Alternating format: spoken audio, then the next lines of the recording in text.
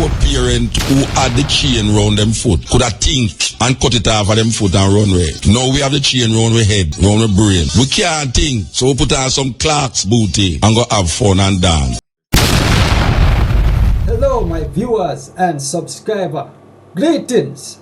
I hope you all are doing good. Hope you all are doing great. So your boy here come across this one wherein it's a big debate between Mutabaruka and Dr. Runoko Rashidi. So guys, this one is gonna be really a warm one. So you wanna stay tuned and don't forget I'm here on the Black Unity program. So feel free to leave a like and subscribe to this channel if you're new. With that being said, let's go ahead and hear what Mutabaruka got to say in this one. My people, let's walk. How responsible for the Westminster system that has been perpetuated in the Caribbean islands, the English Caribbean islands, where the former slaves is supposed to connect with this kind of system. When we had that system of our own that was going quite well until these guys come and destroy the system and now force us to go into a system that is not conducive to our culture, conducive to our even mind, spirit, body, and soul. So we force ourselves in that system. We force ourselves in it. And look at us. Look at us. One can or might say that maybe at least our foreparent who had the chain round them foot could have think and cut it off of them foot and run away. Now we have the chain round we head, round we brains. We can't think, so we put on some Clark's booty and go have fun and dance. We want to say evening to our guests, sir. Good evening, sir. Good evening, my brother. We are talking through the mic there, yes. Good evening, Muta. How you doing, man? I'm doing very well, my brother. You're not tired yet? Tell me, because you don't care if I'm tired or not, brother, but I'm glad to be here. Yes, I am. I feel good. Yes, man. It's nice to have you. And yesterday was wonderful. A lot of people walk out of that place feeling really good about themselves, you know, seeing the slides that you present and, you know, just the interaction that you gave. A lot of people actually felt good about it, you know. So we give thanks to that also. We give thanks to your presence at the Marcus Garvey celebration on Sunday. And today is the day, really. Today is the day. Well, I can honestly say that I haven't been many places where there was such a hunger and a thirst that people had for knowledge of self. So it's been a very encouraging trip, a very uplifting trip. When I get back to the U.S., when I get on Facebook, when I get on the internet, I can honestly say that the sisters and brothers in Jamaica have embraced me. They embrace Garvey. They embrace their history. And it's very encouraging because we see so many negative things about African people. So it's important to be able to celebrate the victories that we see. And it's wonderful to see people embracing knowledge of self. All right, yeah, all right. So we want to get into the nitty here. We want to get into the nitty here because how much books you have on the market? How much books? On the market, I think I only have about 3. I've written or edited 14 or 15 books. Yes. 3 or 4 new ones should be out within the next 6 months or so. But my big book is African Presence in Early Asia with Ivan Van Sertima. Yes. But I have a new book that should come out next month. An African publishing house called Books of Africa in London is going to publish a book of mine called Black Star, The African Presence in Early Europe. And I'm very pleased about that. It'll complement my work on Asia because Africans are all over the world. All right. You know, yesterday when you presented the thing, you was just showing like images of African faces from places that you travel. Where I really want to get into tonight is the possible contribution that African people make to these cultures that you find them in. You know, for instance, India, China, especially upon that level. But we talk about the migration thing, you know, coming out of Africa into Asia. And it's very interesting. It's very interesting because when you're going to school, we don't hear nothing about Africans in these places. Not only do you not hear about them in school, you don't see them on television. So the people that I showed last night, I call them the invisible people. You see these places like Palestine, Iraq, India, Pakistan, China, but you never see black people in those parts of the world. I've come to the conclusion that there may be more black people, more Africans in Asia than Africa itself. So I call them the invisible people. They've been there since the beginning. And the important thing to emphasize again and again and again, and I think that Garvey would say this, is that we have a history that begins before slavery. Definitely. And that if we start with slavery, we're crippled, we're handicapped from the beginning. So it's been my great pleasure to follow in the footsteps of those ancient Africans who left Africa 100,000 years ago and became the Aboriginal people, not just of Australia, but the Aboriginal people of the world. Humanity is indebted to Africa, and the children of Africa spread to the far corners of the earth long before Christopher Columbus was a twinkle in anybody's eye. Ivan Van Sertuma tell us that the king of Mali took that journey from across the Atlantic Ocean long before Columbus. In the week came before Columbus book. Well, we're talking about different phases of history now. One, Africa is the birthplace of humanity itself, that the first modern human beings, even the archaic human beings, come from Africa, and they spread. And then you have Africans who came even later than that and brought the seeds of civilization with them. You know, just like we find ancient Egypt was an African civilization, you could find those same Africans in ancient Mexico, in India, in China, in Southeast Asia, in Greece, in Rome. And then you have the massive enslavement of African people. And I'm arguing that the problem is that's where we start. We start with enslavement, invasion, colonization, and so we become a crippled people. And we're unable to break out of that room. Ivan Van Sertima showed us that that was not the case. Other scholars did it before them, and I'm just following in their footsteps. And many others. You have this brother named Chancellor Williams, who wrote the book Destruction of Black Civilization, who addressed the profound question that if black people did great things in the past, what happened to us? How do we lose it to the extent that most of us think we never had it? But Chancellor Williams also talked about black people in India. He said that there were so many black people in China at one time that they were able to form their own kingdom. Black people in Palestine, black people in Iraq, and black people in ancient America, which is particularly important because most of us in the Americas, and I've traveled all over the Americas, we are convinced that our history began with slavery. When I go down and talk to black people in places like Ecuador, in Bolivia, in Peru, in Colombia, that's all they know. And so when I give these presentations and I show them images of Black Christ, if I show them images of Imhotep, I have seen big, strong, grown black men break down and cry like babies because they say they were never proud to be black until that particular time. So history has the ability to transform. You know, a remarkable example of how history can impact the people is Malcolm X. Now, Malcolm, in his own writings, was a gangster, a criminal, a pimp, a burglar, a drug dealer, all of those things. And he was incarcerated like so many black men. A lot of people may not know that there are more African men in prison in the United States or in the universities. And while he was in prison, he came under the influence of people like Jay Rogers, right here from Jamaica, and Carter G. Woodson. And Malcolm was transformed to the extent that he is later to say that of all our studies, it is history that is most qualified to reward our research. So history is a very, very powerful thing. And once the people know who they are, it's something you can never take away from them. And I think the Western world is frightened of an educated African people who know their history, because once you know who you are, nothing can stop you.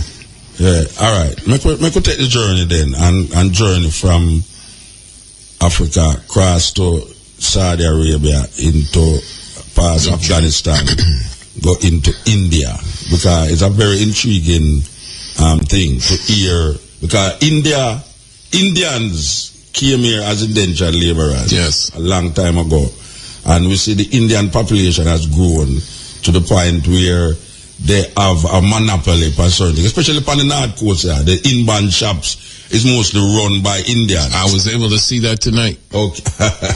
Yeah, I went to an Indian restaurant, my brother. Yeah, well, a lot of Indian restaurants. But, all right. Explain to Jamaica, what, apart from just images in India, what was the contribution, or what is the contribution of African people to Indian culture, whether it's religion, whether it's economics, whether it's social bringing, just cultural expression? What, in your findings, you would say is a very a compelling thing about the influence of Africa, partly India? Well, first, let me say that the presentation that I gave on Sunday was a very good one. But what the difference is, obviously, between Sunday at IRI FM and last night at UWI Mona is that I was able to show the photographs, because I think that they're very powerful.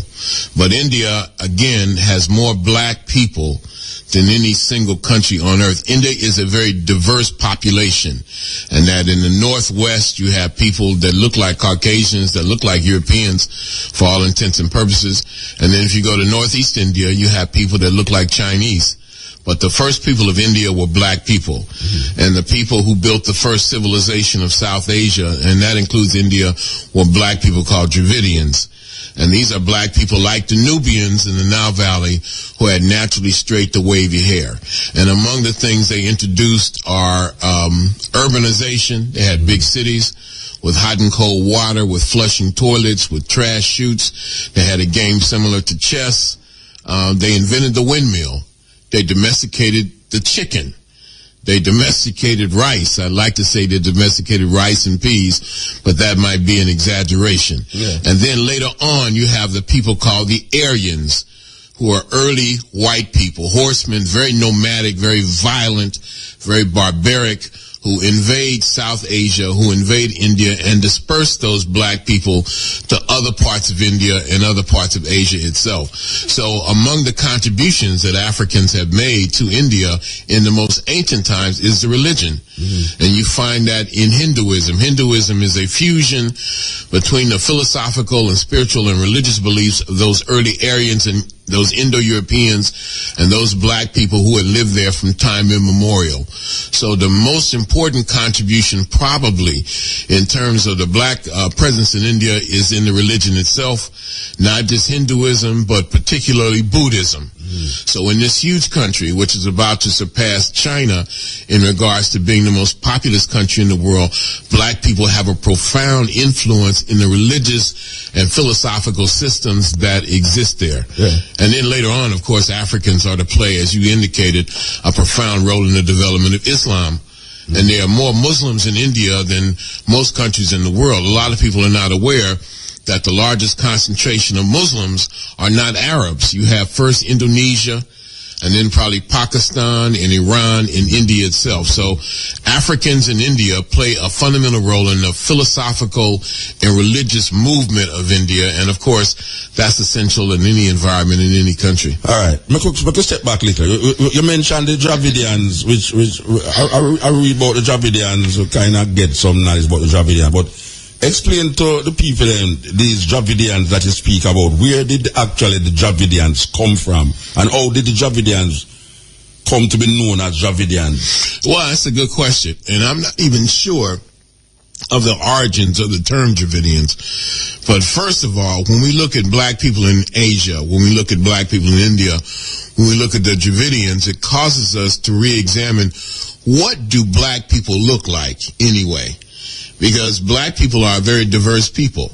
And here you are talking about people with very dark skin, broad nose, full lips, but naturally straight to wavy hair. And I suppose it's because of that those people in India are typically not referred to as black people, but as Caucasians or Indians or some obscure racial category. But the Dravidians are black people with naturally straight to wavy hair who in ancient times were referred to by the Greeks and Romans as Eastern Ethiopians. And the word Ethiopia, of course, is a Greek word which means land of the burnt-faced people. And the Greeks and the Romans distinguished two different kinds of black people. Those in Africa itself with black skin, broad nose, full lips, but with woolly hair. or what I call happy to be nappy hair. And those in Asia, including the Dravidians, same features except naturally straight to wavy hair. So the Dravidians are an ethnic, linguistic group in India that number about 200 to 300 million people. When did the migration of these to India, like what period of time you talk about? You know, what? Maybe as far back as 90,000 years. And we know this based on what are called genetic or DNA studies that show that there's only one race, and that's the human race, which started in Africa as black-skinned people, and they begin to spread from Africa maybe 150,000 years ago. Now, those who went into India probably came there 90 to 100,000 years. And there are different groups of them. The Dravidians? No, we're talking specifically about the Dravidians. I think in that the Dravidians is the more profound influence in terms of, as you said, the religious perspective of India. Well, you know, you have a group called the Adi Dravidians, or the Adivasis, and that just means the first people. So you have different groups of Dravidians, and again, these are the people today that are oftentimes called tribal people, or what the British call scheduled caste. When the British went to India, they noted all of these various people, and they wrote about them. That's one thing the British have done. They wrote about the people in their empire. So you have very, very, quote-unquote, primitive people who came there from the very beginning and who were the aboriginal people of India. And then you have similar groups, related groups, who come maybe 10,000 years ago, maybe as recent as 5,000 years ago. And those are the ones who established what is called the Indus Valley Civilization, or the Harappan civilization, Harappa being one of the first great cities in India. And so we're talking 3,000, 4,000, 5,000 years ago. And these sisters and brothers are described in the early Hindu religious texts called the Rig Veda. They're described as having flat noses, black skin, but straight hair. And so I think that African people, that's us, we have to broaden our concept or definition of what black people look like, because there's a broad range of black people. And bottom line is, everybody can trace their lineage to Africa. And so I think we also have to define what we mean when we say African. I think these definitions are very, very important, and we have to have the ability to define ourselves, because otherwise people will put labels on us and have us responding to those labels. So, and the Dravidians are no exception. All right. So when you went to India, you met with the Dravidians? Yes. All right. How they see themselves? Who they see themselves as? Well, again, there's different groups of Dravidians. For example, the Dravidians today, there are pockets of them throughout India, but most of them live in the south. And the ones that I've spent probably the most time with are the people called the Tamils. And the Tamils, who live in Tamil Nadu in southeast India, see themselves as black people, but they don't call themselves Africans. They would say that they are black, but that Africans and Tamils have a common origin, that they come from the same place. Aboriginal Australians are the same way. They say that there's a continent now underneath the sea, and it connected Australia, South Asia, including Tamil Nadu, India, and East Africa, and that these different groups of black people walked back and forth in ancient times. And ultimately, that continent, which some people call Gondwana land, and other people call Lemuria, sank under the sea. So the Tamils, the Dravidians see themselves as black people, but they don't necessarily see themselves as Africans. They just think we all come from the same place. Okay. All right. So we have the Dravidians, I just say, part of that Ethiopian origin, according to what you said. I mean, we heard that in different other historical references. And so the Africans are moving eastward. So they are moving from India and they are going into now China. You have Africa as the birthplace. Africa is the mother continent. And the first place those Africans move to is across the Red Sea into what is now called Southern Arabia. And you see the same physical type of people that we find in South India and Australia and Sri Lanka. You can also find them in Southern Arabia. And they filter into Asia, and they move from place to place and eventually populate the entire country or the entire continent. I give you something that maybe excuse me, might illustrate what I'm talking about. In 1996, not to get too far afield, because I want to talk about this in depth, I was invited to Australia. I met some Aboriginal Australians, particularly one sister named Graceland Smallwood, very, very powerful black woman in Australia. I call her the Queen of Aboriginal Australia. And she invited me to come to Australia to lecture. But at the same time, I had signed a contract to go to Egypt and lecture there. And the people in Egypt would not let me out of that contract. So the Aboriginal Australians said, look, Brother Runoko, we admire your work to the extent that we trust you to name anybody you want, and that person can come to Australia and be the keynote speaker at this historic conference. So I picked a good friend of mine, a good research associate of mine to go. He went to Australia, I went to Egypt. When I got back, I called him and I said, how did it go? He said it was a disaster. Well, what was the problem? He said these sisters and brothers don't see themselves as African. Talking about Aboriginal Australians now. And he said they don't have a problem with Africa. They're not anti-African, but they see themselves as indigenous, as Aboriginal. That bothered me because I want all black people to say I'm African and I'm proud. So I called my guru. I called a man named Dr. John Henry Clark.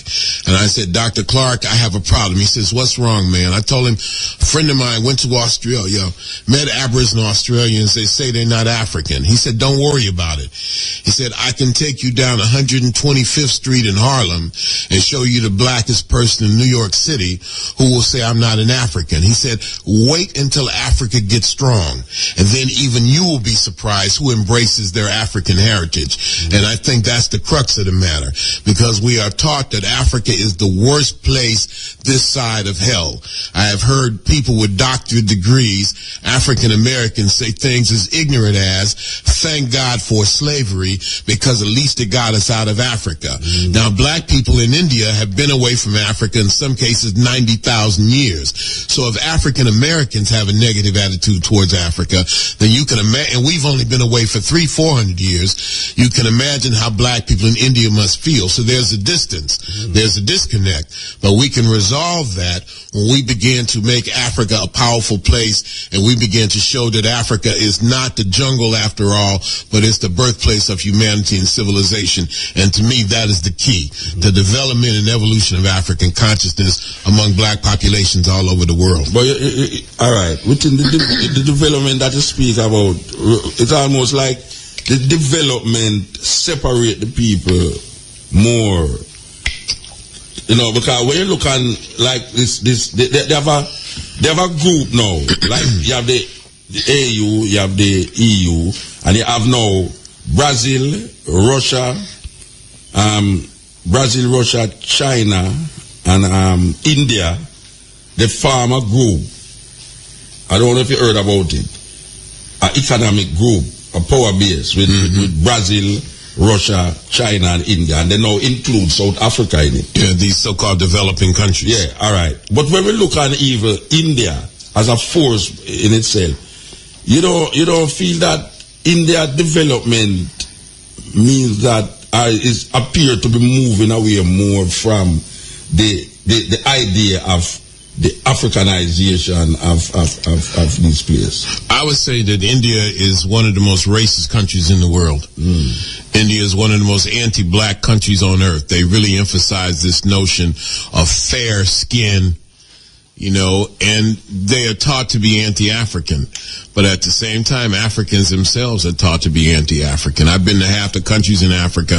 I've been to Africa maybe 50 times, and there's no doubt in my mind that you have the idea that to embrace Europe is to embrace modernity, and to embrace Africa is to embrace backwardness. And I'm sorry to say, my brother, I have seen some of that in Jamaica. This has been a wonderful experience for me. But when I hear about bleaching, and this whole notion that I'm not African, I'm not black, I'm brown, it's very distressful to me. But that's the same phenomenon that's taking place in Africa itself, and also India and these other countries. And again, it has a lot to do with Africa being the poor man, Africa being underdeveloped, Africa having all these resources, but Africa being raped and pillaged and robbed for hundreds of years. And so there's an anti-African bias, and that is not an accident, that's deliberate. The same thing exists in India towards Africa, towards black. And again, India is not monolithic. India is very diverse in terms of its population.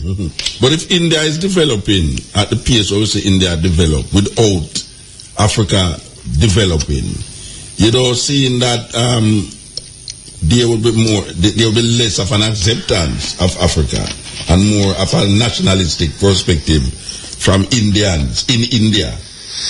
Well, instead of them embracing them Africanness, they more get nationalistic as Indians rather than getting embracing their African identity. Yeah. Well, I would say that the people who run India today are more of the Aryan, Caucasian type. In parts of Africa today, like Kenya, Uganda, Tanzania, Indians or people of Indian origin tend to treat African people like slaves. They definitely treat them as second-class citizens. But then again, you could find the same thing among many African Americans who view Africa with great contempt. And again, I've heard people say, thank God for slavery because at least it got us out of Africa. So if we find that among African Americans, Africans in America who've only been away for a few hundred years, again, we have to say that it's not unusual or we don't find it surprising to find that same attitude accelerated many times in India for people who've been away from 10,000 or 90,000 years. No, the reasoning is not, I wasn't talking about the comparison with the idea that not being African. The idea of what you talk about, as soon as Africa show itself as a power, then people outside, which include the Indian who claim that them is not African, will now embrace Africa. What may I ask, what may I say is that maybe India, as a developing nation in its own, will not give rise to the idea that them is African because they are developing outside of the African sphere. Well, that's true. Yeah. India has its own self-interest, and even beyond that, China. And what I fear is that what we are doing is replacing one colonial master with another. Yeah. That these countries have their own self-interest, and that's what they're going to pursue. Everybody has their own self-interest, it seems to me, what they're going to pursue. Everybody has their own self-interest, it seems to me, except you and me. Yeah. Africans seem to love a world that doesn't love us back, and I think that's one of the reasons that we're in the situation that we're in. That African people tend to be forgiving, we tend to be open, we want to love everybody. We want to be loved in return, but that love is rarely given. And I think that it brings another question to mind, and that is, how do we achieve power again in the world without taking on the attributes of those who oppress us? I don't want to be a black-white man, but at the same time, I don't want anybody's foot on my neck. So it's a tricky road that we travel. This is the Cutting Edge, and I refer me there with you with Dr. Runoko Rashidi, and is a man who, as you can hear, has traveled extensively trying to bring to light the different aspects of African culture and African attitude in different parts of the world, We're trying to get out of him the ideas of Africans who is Africans, but don't even know them is African, and Africans who's Africans who choose to identify with a nationality that is just there rather than a pan-African outlook. They are seeing themselves as... Well, for the last 30 years, one of the things I've done, maybe the biggest thing, is travel around the world, but try to define what is an African. Because if we now say all humanity can trace their lineage to Africa, and I have no doubt about that based on DNA genetic studies, then who is an African and who is not? Are all black people Africans, we could ask ourselves? Are all Africans black people? Well, I wouldn't Can white people be Africans? I wouldn't call Europeans Africans. I would not either. But I'm saying that I think that what we need, maybe I'm wrong, is a clear definition of what we mean by African. What would you say when you say African, what you mean? Well, first of all, much of it has to do with the phenotype, the physical appearances. Brother Peter Tosh told us, as long as you're a black man, you're an African. But at the same time, it has to be more to it than that. You must have, in my opinion, some kind of spiritual, historical, cultural link to Africa. It has to be, or I would like to think, it's more than just what you look like, but it's something about your history, your language, your heritage. Now, there's no doubt that humanity is traced to Africa, and even Europeans have African ancestry. But that doesn't mean I would be willing to classify Europeans as Africans. In my opinion, those white people in South Africa, those Boers, are not they're no more African than Queen Elizabeth. These are the descendants of Africans, but they have no claim to Africa. So I think that it's up to us, the intellectuals, the artists, what have you, the historians, the anthropologists, to give a clear definition of what an African is. And I haven't come up with a crystal clear definition yet, but I know that Africans are black people, and I like to see it go beyond that point. Well, John Henry Clark said it's stupid to say black Africans. You know, another thing when him say, why we keep saying black Africans? Africans black. Yeah, but Africa has also been invaded. Yeah, we know, but I mean, all right, in light of African and not the identification through color, right? People now saying, all right, you can't identify Africans through color. But color is not the basis for being an African. I think it's one of the bases. Okay. We know that, for example, you have the people in North Africa, the Arabs, you know, and they've been there for a very, very long time. But the old expression is just because you have cats, just because a cat has babies in an oven, you don't call the babies biscuits. Garvey raised the question. Somebody asked him, are you an African or a Jamaican? And he said, I will not give up a continent for an island. So place of birth alone does not determine your nationality. Well, obviously, I read those white people who were born in South Africa could have really give hold fast to them, say them is African. Well, ironically, them don't say them is African, really. The white people in South Africa, from what I gather, have only claimed that they are African quite recently. Recently, yeah. You know, because it's politically expedient for them in South Africa and Namibia and Zimbabwe and Botswana to now say I'm an African too. I went to South Africa the first time in Namibia and did a bunch of lectures and TV and radio interviews, and they said, what are you here for? And I'm saying I'm here to build the bond of solidarity between Africans outside of Africa and Africans inside Africa itself. And invariably, a white person will call and say, my ancestors came here in 1652, and we've been here for 400 years. We have much more claim to being African than you do. And I say your history is European, your pedigree is European, your phenotype is European, and as far as I'm concerned, you are European and need to go back to Europe.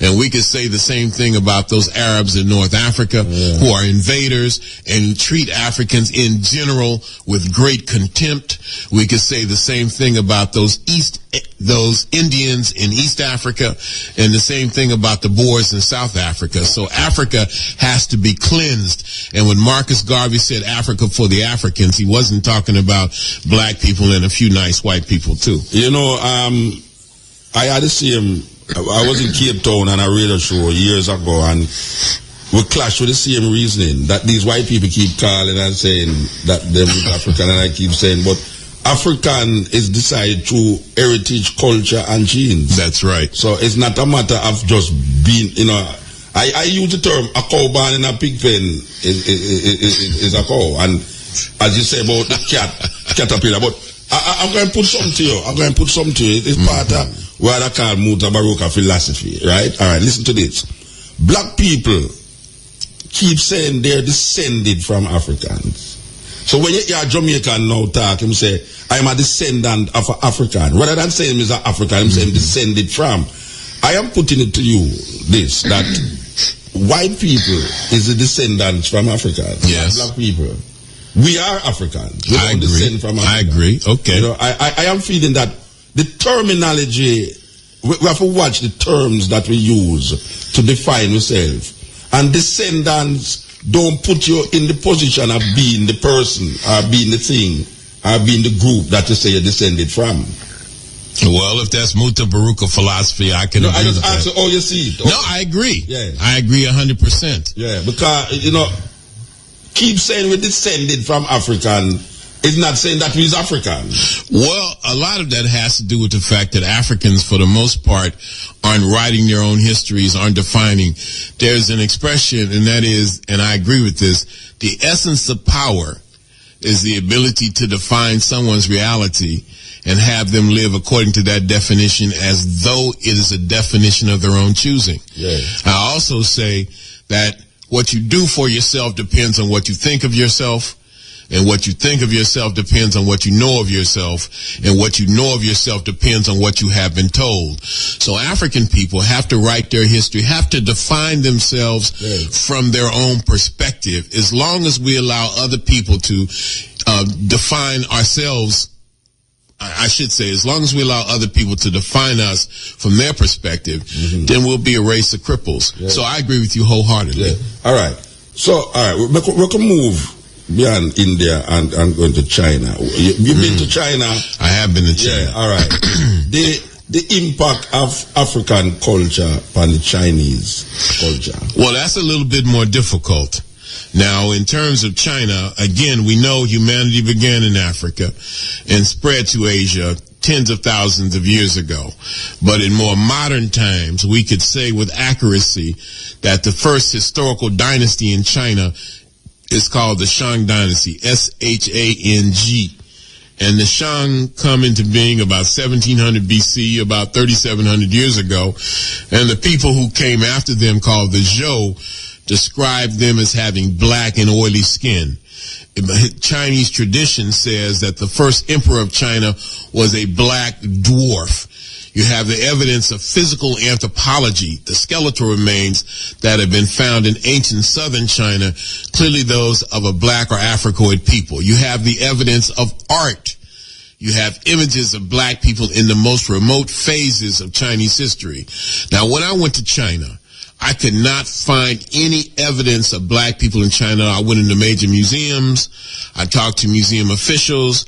I went in tombs. I could find nothing there. I had the photographs and books, but it's as though China has undergone a kind of an ethnic cleansing. So it's more difficult to reconstruct the black presence in China than it is in India, where you still have hundreds of millions of black people still there. So we know that Africans populated China. We know they had a big influence. But the question is, what happened to them? And then it opens another question. If we have an antagonistic relationship historically, Africans and Europeans, what has been our relationship historically with other groups of people? After all, Asians, I should say, Europeans and Africans are not the only two groups of people in the world. So historically, what has our relationship been with East Asians, so-called Mongoloid types? And it's my argument that they have been as antagonistic towards us, perhaps even more hostile towards us than even Europeans have. So the history of black people in China, like the history of black people in many other parts of the world, my brother, in my opinion, is really yet to be written. Well, you know that the Arabs enslaved Africans longer than the Europeans. They have enslaved Africans, but so did the Chinese. No, I mean, in terms of what we know, I mean... Yeah, but I'm saying... How long the Chinese enslaved the Africans? The Chinese went to Australia in ancient times and took Aboriginal Australians back to China as enslaved people. They also apparently raided places like New Guinea. So the enslaved Africans didn't just come from Africa, but they came from Australia and the South Pacific as well. And that's one of the reasons that, to me, these areas are so exciting, because the history of black people in Australia, in the Pacific, in Asia, for the most part, has not been written from an African perspective. And so I would like to think that Garvey would be proud of us, because we're expanding the vision of Africa and we're looking at black populations in the world from an African perspective in a way that's never been done before. Yeah, this is the Culture Net, John Arif. Anyway, we're talking to Runoko. By the way, Dr. Runoko Rashidi is a doctor, right? Or as people don't say doctor, like them say doctor. Ben Yokeda, them say he's not a doctor. I have a Doctor of Divinity degree. Oh, you have a Doctor of Divinity degree. That's a good doctor. That's a good doctor. You know, people were calling me Dr. Rashidi before I got the degree. So oh, yeah? For many people, it's just a sign, it's just a symbol of respect. Respect, yes. All right. We was talking about the Chinese and the Indian thing. The influence of Buddhism across these countries, even going into Japan itself, is really a phenomenon. I mean, considering where it coming from, India, and it moving well, as far as through Afghanistan, what them call the Silk Road, go into the Japanese. Mm-hmm.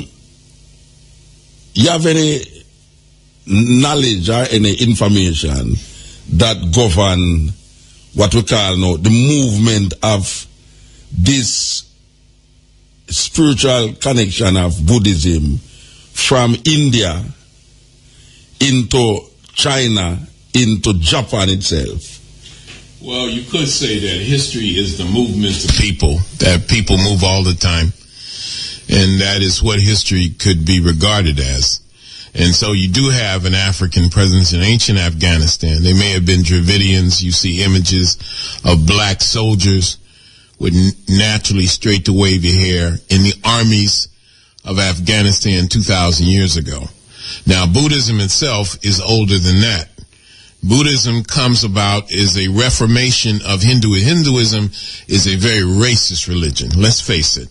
It's a very color-coded religion with the whites on top, the so-called mixed races in the middle, the masses of conquered black people on the bottom, and the so-called untouchables or outcasts, now known as Dalits or scheduled caste, on the very bottom. They're more or less the slaves of the upper echelons. Now, Buddhism comes as an attempt to reform that.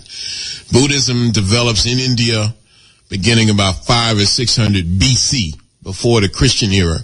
And the earliest images of the Buddha are black skin, nappy hair, broad noses, full lips. There's no question about that. And it spreads, as you pointed out, to the rest of Asia, but it develops in India. Now, Sheikh Anta Diop, who wrote a series of books. This is the great African scholar from Senegal. Some people pronounce his name Diop, D-I-O-P. He argued that the Buddha was actually a series of, there wasn't one Buddha, according to Diop, a series of Egyptian priests, Kamite priests, African priests, who left Africa during the time of the Persian invasions towards the end of the dynasties of Egypt, and they spread to various parts of the world. Now, I've been saying that the black people of India tend to have naturally straight to wavy hair, but the images of the Buddha have nappy hair, have kinky hair, woolly hair, what I call good hair. And so you find these images, and then you find the spread of this image or imagery into China, into Japan, into Southeast Asia, Thailand, Vietnam, Cambodia, Myanmar, etc. So Buddhism is an attempt to reform Hinduism. It's a very egalitarian religion. It's a religion where women are relatively prominent, and you find the spread of it. Some people say the spread of Buddhism is the result of a man named Bodhidharma, who not only took Buddhism to the Far East, but also is credited with taking martial arts to the Far East. Now, in terms of Japan itself, you do have three things. You have two proverbs that have been used to suggest a black presence in Japan. One of them goes, for a samurai. Everybody's heard of the samurai. For a samurai to be brave, he must have a bit of black blood. Another one says, to make a good samurai, half the blood in one's veins must be black. There's also the tradition that the first shogun, a military ruler of Japan, was a black man. In 1914, an Englishman, of all people, a fellow named Alexander Francis Chamberlain, in a book called the Journal of Race Development, April 1914, says, and even in far-off Japan, we can find traces of the ancient Negro. For when the armies of Japan were fighting their hereditary enemies known as the Ainu, they were led by a Negro general named Sakanoye Tomomiraro, who became the first shogun, a military ruler of Japan. This is in the 8th century. So you have that bit of evidence. And then you have images of a deity in Japan named Fudomyo. Fudomyo, Fudomyo, is one of the 5 wisdom kings in Japanese mythology. His name means the immovable. He's the patron of the samurai. He's always portrayed as a black man with an upturned sword and a natural hairstyle. So you have these bits and pieces of information. I'm sure that you could find similar things in Korea. Certainly the first people of the Philippines are called the Agta, A-G-T-A, which just means the people. The Spanish called them Negritos or little Negroes when they came to Japan. The Philippines in the 16th century. The Tagalog, the majority population in the Philippines, calls them Eta, A-E-T-A, a pejorative word that means filthy. These are the original people of the Philippines. They're the original people of Asia. Small black people that in Africa we would call pygmies. In Southeast Asia, same thing. In Cambodia, in Thailand, in Vietnam, you have not just the remnants of black populations, but you have great cities, kingdoms developed by black people. In Cambodia, it's called Angkor. In Vietnam, it's the civilization called the Cham civilization. And you find something similar in Thailand, in early Thailand, with these really Africoid images of the Buddha. So wherever you go throughout Asia, and the earlier in Asia, the better, you find remnants of the African presence. And these are things that should be taught in school. They should be taught to black people. They should be taught to white people. They should be taught to yellow people. Because when you know these things, it gives us an even playing field. It doesn't give one group a sense of superiority and another group of inferiority. We are trying to set the record straight. African proverb says, if you don't know where you're going, any road will take you there. And in order to know where you're going, you must know where you've been. So never let anybody tell you that history is not important. Never let anybody tell you that happened a long time ago. It's irrelevant. What happened 10,000 years ago, Brother Muta, and you know this as well as I, is as relevant as what happened 5 minutes ago. And we want to not just know the history of Jamaica. We don't want to just know the history of the United States. We want to know the history of the world, of which black people have been among the primary movers since the beginning of time. Yeah, all right. You know, a lot of people, I want to go back to the Buddha thing because maybe a lot of people miss out on the imagery that is portrayed. There's 2 things happening with the Buddha image. One is that a lot of people don't realize that the ear is a nappy ear.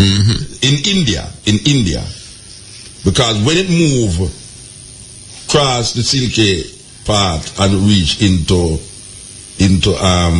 China, the image change. You become now a big fat man. I mean, if you look at the Chinese Buddha, is different from the Indian Buddha, the image. Now, there's 2 things happening there because if you reflect back on Marcus Garvey, the philosophy and opinion, Marcus Garvey said, the image of God, where people, if the Jews see God through the God of Abraham, the God of Isaac, let him do it. If the Chinese want to see God through a Chinese spectacle, let him do it. But we, though let it might be, should see God through the spectacle of Ethiopia. That's right. Now, where I see happening is that the Chinese take Buddha and make him become a Chinese. Well, the image matter. The image. Well, I would say the image is modified. And again, it's important to look at the earliest images. No. What I'm saying is that here's a group of people who's taking an Indian, a black man, nappy ear from India, and then now converting him into the Chinese images, into a fat, the Buddha that the Chinese project is a fat man. The Buddha that the Indians project is a slim, nappy ear man. So the images it's transformed because of the people who is seeing this understanding. Now they are using it in the interest and the benefit of their spectacle. Well, that's true, but it's also true that there are different forms of the Buddha. You have different representations of the Buddha because there are variations of Buddhism itself. So you do have the fat, happy, smiling Buddha, but you also have Buddha the ascetic, and then you have what are called bodhisattvas. And bodhisattvas are people who have achieved a kind of a state of enlightenment, but have chosen to remain in the world and help other people achieve enlightenment. So the Buddha takes different forms depending on the culture. And for example, if you go to Afghanistan, in the later histories of Afghanistan, you can see some images of the Buddha that clearly look European, with European hair. Now, it is said by some scholars that the hair, that nappy hair, that woolly hair, that good hair on the Buddha's head is not hair at all. But those are little snails that crawled up on top of his head to protect him from the sun. I went to India, my brother, 3 times, and I sat under the Bodhi tree, a remnant of the Bodhi tree, and I meditated, and not one snail crawled up on top of my head. So a lot of it's just nonsense. And again, we suffer from the fact that we've allowed other people to write history for us. You know that old expression, until the lion has his historian, the hunter will always be a hero. So I don't spend a lot of time anymore talking about the mean, terrible things white people have done to us. I haven't forgotten. I have a great memory, and they haven't asked for forgiveness. But to me, that's a luxury. And I think that what we have to do is be about the writing of our own history. And if we don't do that, we have to hold ourselves responsible for it. All right. The Japanese culture, what make it distinct from the Chinese culture? Because Jamaicans, I don't think Jamaicans can tell the difference between a Japanese and a Chinese. You know, when you say a Japanese, everybody says a Chinaman. It's like, I don't think they know the difference between that. And the same thing for the Koreans. Yeah. So what distinguish the Japanese, a specific thing that distinguishes Japanese culture from Chinese culture? I think the Japanese think of themselves as a more refined, more sophisticated, more urbane, more cultured group of people than the Chinese. But to me, and for you, and probably most of us, those differences are very minor. You know, they're nuanced. Essentially, culturally, they're very, very, very similar people. But in all of these places, what we're saying is that there's an African presence, either ancient or modern. You could go to Mongolia, and I had pictures. I didn't show them last night. I have about 50,000 photographs. Last night I showed about 200. But I could have easily shown you pictures of black people in, say, for example, Mongolia. I have an image of a black man, clearly black man. Perhaps I did show it. I don't recall. A black man in Mongolia training a horse several hundred years ago. You have images of black people from the most remote phases of Chinese history. You have black people in the Shang dynasty, in the Tang dynasty. You have black people in the Yuan dynasty around 1400. This is during the time of the Mongols. So you have different groups of black people in different parts of Asia at different times. Some of them are kings and queens. Some of them are gods and goddesses. Some of them are servants and slaves. But all of it is a part of history that needs to be written, needs to be reconstructed, needs to be presented to the world. And I think that what we will find is that all people have contributed to civilization. All people have contributed to culture. And nobody has contributed more than the African. And, you feel that, all right. So Runoko, go all these places and you find the African presence here, the African presence there, the African presence almost everywhere. Everywhere. Yes. So now that we have this knowledge, what is the significance of having the knowledge in terms of the development? What would you say we can use this knowledge to do in this 21st century of capitalism and globalization? Well, what I'm hoping is that in the course of tonight we'll continue and we'll look at black people in various other parts of the world. But to answer your question, I think a knowledge of self gives you a degree of confidence that you cannot take away. What does Garvey say? If you have no confidence, you are twice defeated in the race of life. But with confidence, you have won even before you have. Exactly. So I think that a knowledge of self gives you a sense of self-esteem. It gives you a confidence, and you cannot put enough emphasis on that.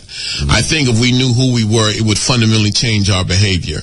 We wouldn't refer, we would treat black women in a different light. We treat women in a different way.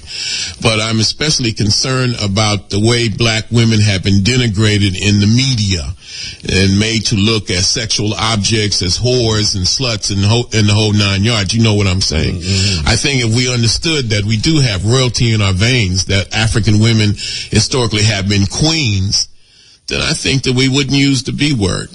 We wouldn't disrespect them in the manner that we do. I think that if we knew who we were, we wouldn't have our pants sagging down halfway down our behinds. I think that we would treat each other with a degree of humanity that we sometimes find lacking. I think that when we go to the job interview, we would go into it with a sense of confidence that we don't have. So a knowledge of history changes everything. Mm-hmm. You cannot put enough emphasis on history. Garvey understood that. His disciple Malcolm X understood it when he said, of all our studies, it is history that is most qualified to reward our research. And this is an important question, because people come to me all the time and say, all that knowledge is good, but what am I going to do with it? How does that put money in my pocket? I'm saying history is indispensable, that all strong people emphasize their history all the time, weak people don't, and for African people to be the great people that we were meant to be, I think we have to go as far as to make our history sacred, even in these times of despair, even in these times of difficulty. It's the time when you most need to drink from that deep well of history and culture. And I think that that is a major reason why we find ourselves in the situation that we're in universally, is that many of us refuse to look historically at what we have done. And so therefore we don't have a sense of what we're capable of doing. Never use the word Black Africa, not because Africans are not black. Black is an honorable word. There's nothing basically wrong with it. But because it presupposes that there is a legitimate white Africa. There is no legitimate white Africa. And so somebody says Black Africa, ask them, what other kind of Africa legitimately is that? You never say white Europe, and you never say wet rain. What other kind of rain is there other than wet rain? Yeah, good night. Good night, sir. Yeah, you know, so it's a small talk, I say more and just, I say, who not talk about where you deal right, you know. Yeah, so you ready for me lock you off right now? But I say, I'm not Africa, you deal with directly. No, so you ready for me lock you off right now, because you're going to talk. No, okay. I'm not ready for it. All right, talk. Wait there, you see you talking, I have to include the man right there beside me, you know. If I don't me when you're going to talk, you know, we don't know that, you know.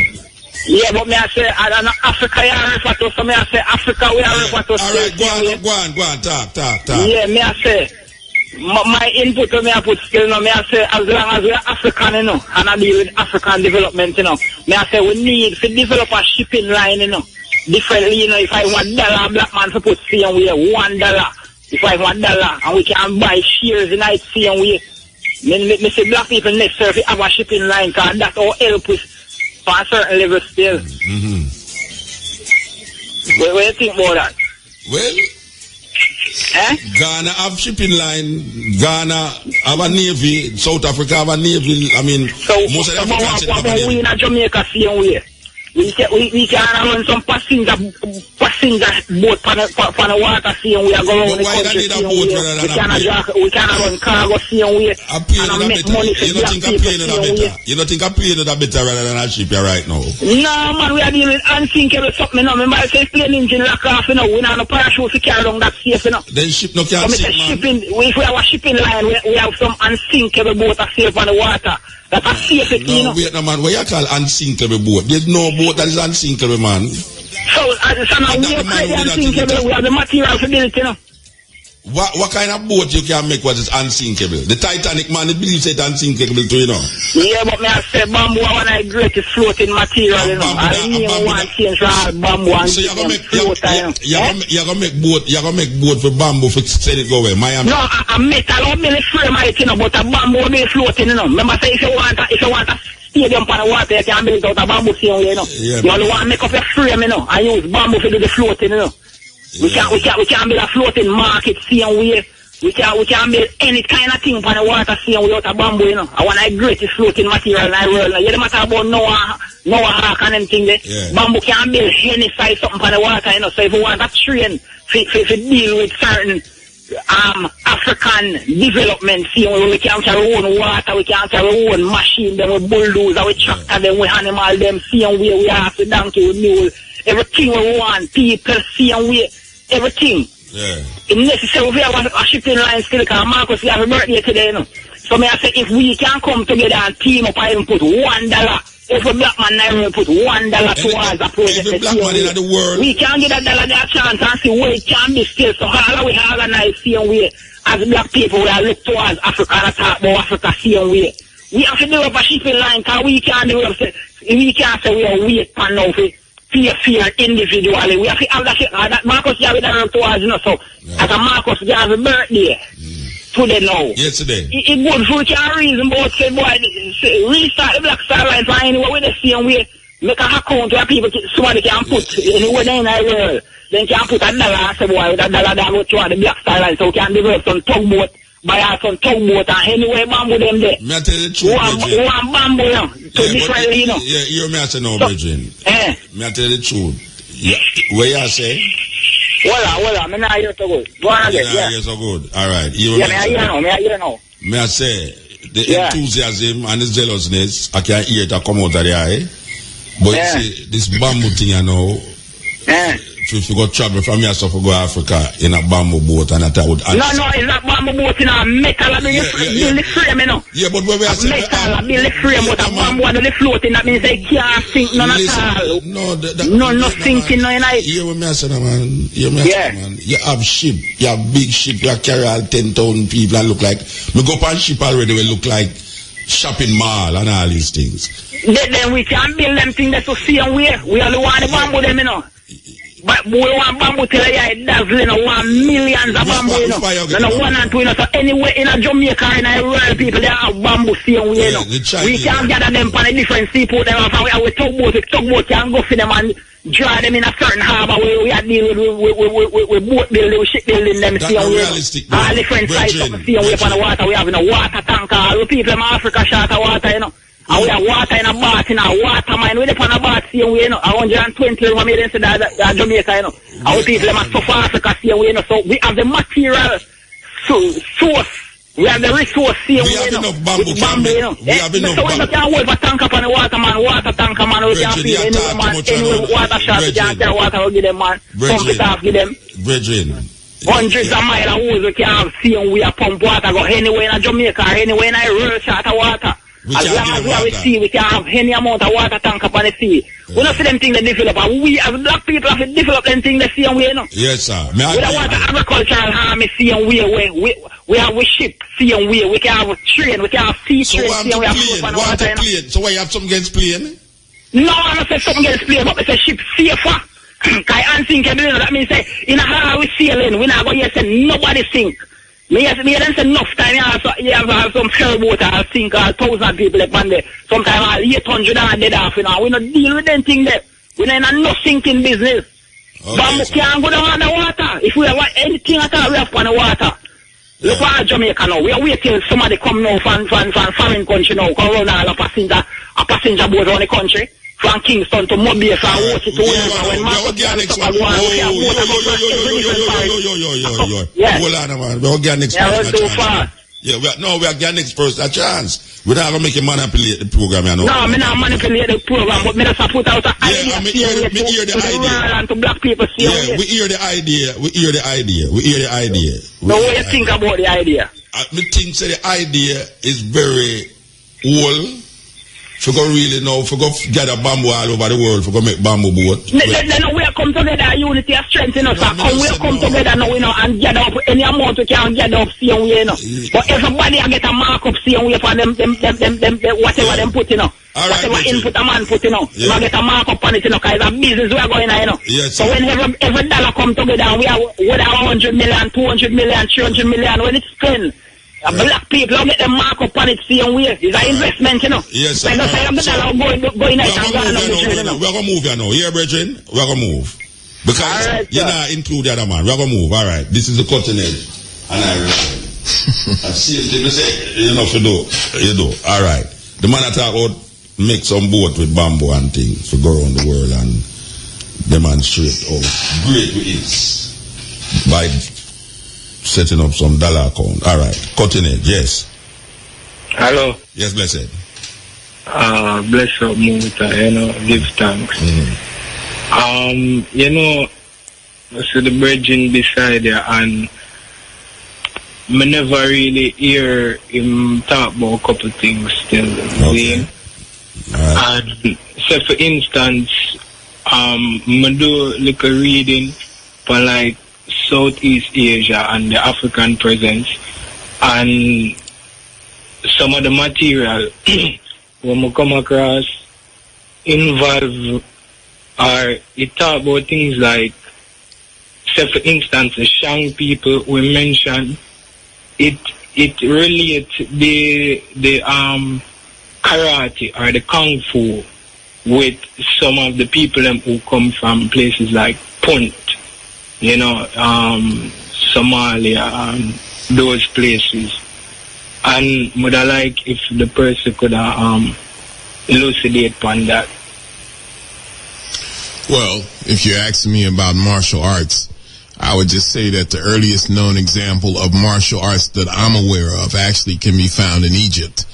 And Okay. Egypt is in Africa, always has been in Africa, and there's a series of tombs that are about 4,000 years old. I've climbed in those tombs, and you can see black men in martial arts positions, whether they be kung fu or karate or jiu-jitsu, I can't say.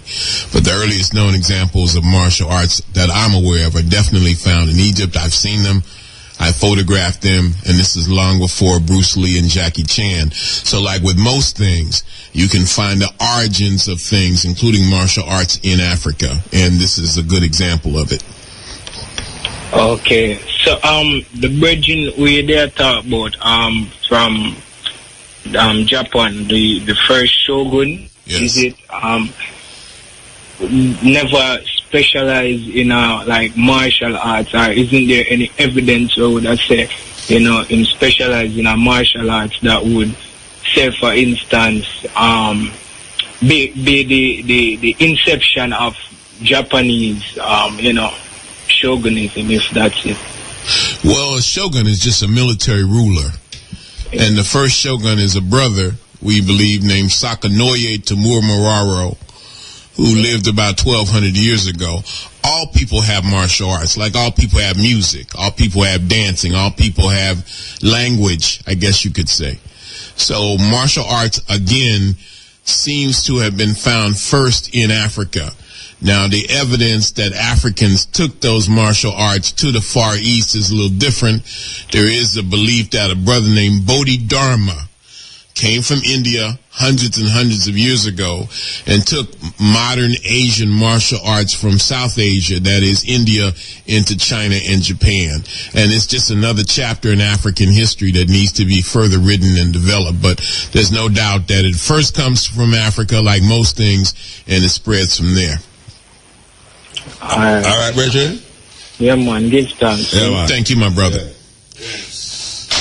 Cutting edge, RFM. Yeah, the Brazilian Capoeira dance also, which it's a kind of martial art.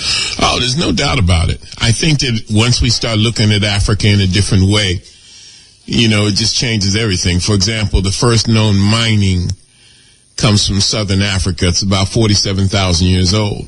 The earliest known use of mathematics comes from Swaziland. It's about 37,000 years old. Africans are the first people to bury the dead. Africans are the first people to build a house, to wear shoes, to build a city, to chart the stars in the heavens. And these things are important because we're trying to raise African consciousness.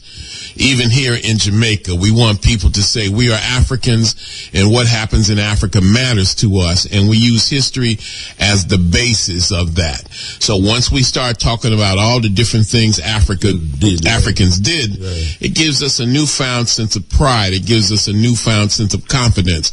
So we're not just ego tripping. We're not just strutting our stuff. We're not just boasting and bragging. We're trying to fortify our sense of identity and our confidence in who we are, what we are, and therefore what we are capable of doing, what we're capable of being. Yes, sir. Yes, sir. Yeah, man. Muta. You're up on the air, man. All right. Good night, and good night to the doctor. This is the Thunder from Cane River. I want to really ask you a question if you think it's possible for them to celebrate a day of Martin Luther King, because he contribute greatly to the cause of black people, although he is American. Yeah, Martin Luther King made great contributions. A lot of people don't know the other side of Dr. King. We hear the speech, I have a dream, I've been to the mountaintop, turn the other cheek. That's one side of Dr. King. Dr. King went to Africa. Dr. King went to Africa before Malcolm X did. Martin Luther King gave a brilliant speech called I'm Black and I'm Beautiful. Martin Luther King was one of the first people to come out against the war in Vietnam. Martin Luther King talked about black power at one point in time. So there's another side of Dr. King, and certainly he needs to be celebrated. And I told you that, the reason why Marcus Garvey is so celebrated because he was a more Pan-Africanist. He had a more Pan-Africanist perspective, and he was more international in terms of his reach.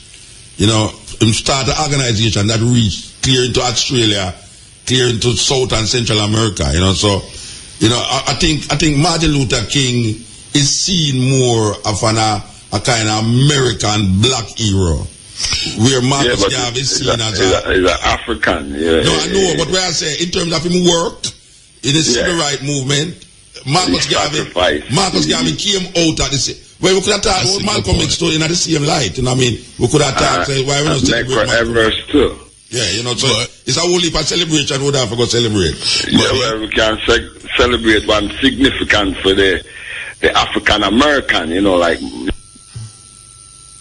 Yeah. Well, different people make different contributions. Yeah. But we also know that Dr. King came to the shrine of Marcus Garvey around 64, 65, 66 and acknowledged the importance of Garvey historically. So I'm just saying there's a different side of Dr. King that a lot of us are not aware of. And certainly he made very valuable contributions. Mm-hmm. Yes. Martin Luther King came to Jamaica and write a lot of in works. I don't know if you're aware of that. Say that again. Martin Luther King wrote a lot of his works in Jamaica.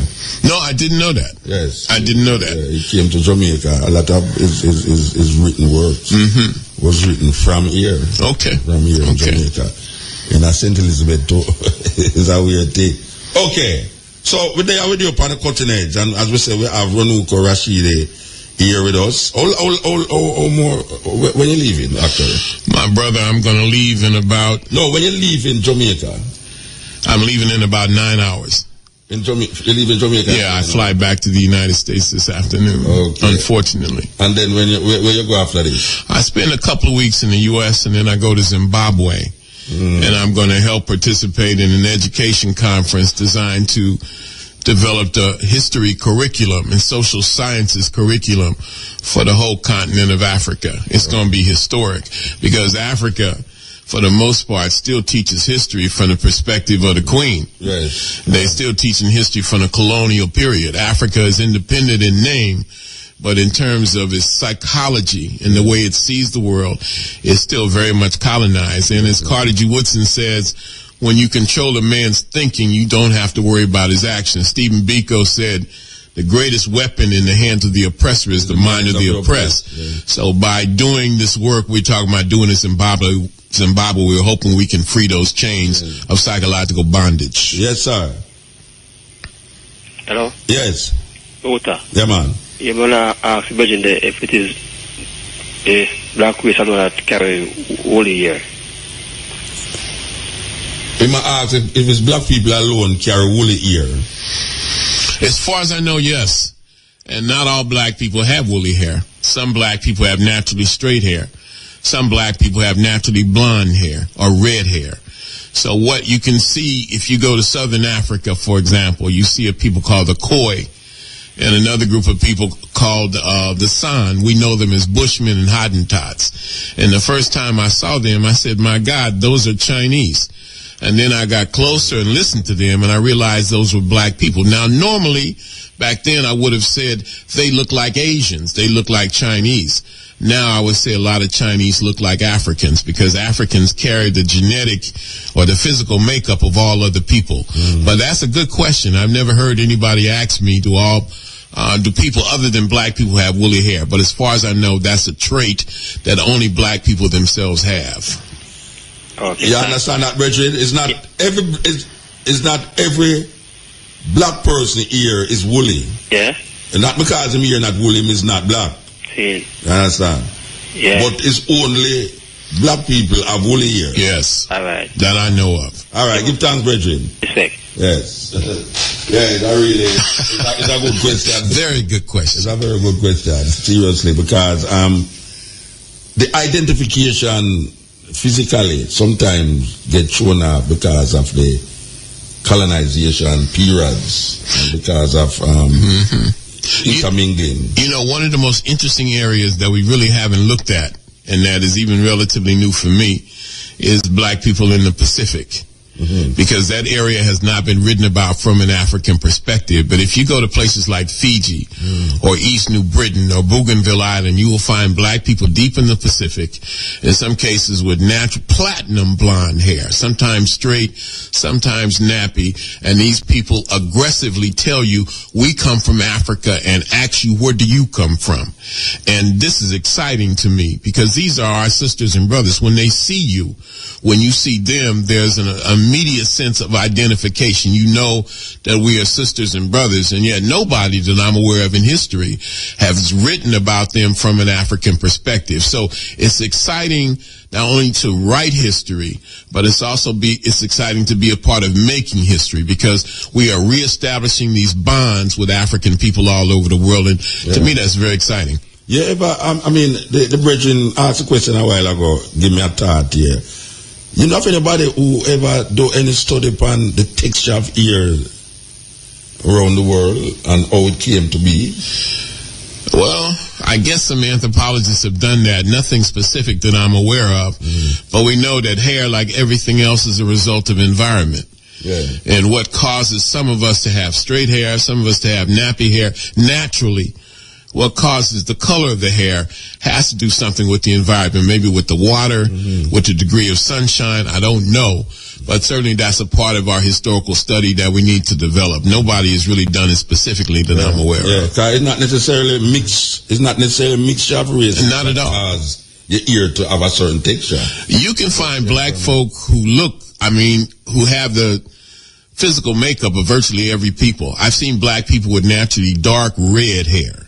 You see some people thin and tall like the Tutsis and the Maasai. And then you see people like the Twa, the so-called pygmies. You see black people with a variety of features. So again, I think it just goes to the diversity of black people. You can find it in Africa, and I'm talking about unmixed people. So we need to define again, what do Africans look like? What is an African, and what is the significance of that? Yes, this is the Cutting Edge, and RFM. Oh, the line them look you know. Why don't stop texting up? All right. Well, you know, when them they say, Peter that say, if your complexion high, if your complexion low. High. If your complexion low. Hey, she put me on a phone over there, so you know, Rasta. I can't reach a phone over there, so you know, press a phone to make me hear it, you know. So I don't know why seat over there, so. And it has been said that we range in complexion from snow to crow and bright to night. Operator, I don't put no phone call on a phone, you know, Rasta. Yeah. Yes. Greetings, my black brothers. Yeah. Irie. Yes, this is Sister Tamaray. I'm calling from London. Okay. Give thanks. Yes, I am just commenting on the subject matter regarding African presence around the world, which I am actually studying and documenting at present. And it's interesting that you mentioned the hair, because I'm actually specifically targeting the hair. Okay, so what you found out? I mean, you reach any conclusions of any of those findings? Well, an African shaman was speaking to me and giving me some insights regarding the spiritual aspects of our hair. And the reason that we haven't noticed that every other race has came from the African, because before there wasn't the word race, because there was no such thing. Because the planet was populated only by black people. Yeah, that we understand. And this is why Elijah Muhammad always spoke of the Asiatic black man. That's why our presence is so much over the Asian world, because that was how we deem Africa now. Was in the ancient times, this was where one of the original places that we were from. Not that we left Africa and went there. There were 12 nations all around the globe, and this place was one of the main places. So it's now a lot of the theory of us leaving Africa is being more studied carefully as to why these presence are so strong in these places, being that it's an ancient, I'll put it this way, some of the mounds in America that are older than some of the pyramids in Africa. With that, they're studying and finding out certain other things, and it's because of these shamans who found that out? Hold on, sister. Hold on. Who and approaching 2012, they're coming out with some information Sister. And this is what I'm studying at the moment. Yeah, I'm asking you now, who found out that there are pyramids in South America that is older than the pyramids? Okay, because I'm going to have to elaborate on it, because I contacted your office the other day to link you about coming in, because I'm coming to Jamaica soon to share the information. So I'm going to leave my details after this. No, but you can't say it now. Say it now, man. You're the clear England and you're the on the program. We can't wait you come to England to say that. Where the information come from that you have. You know have that, Runoko?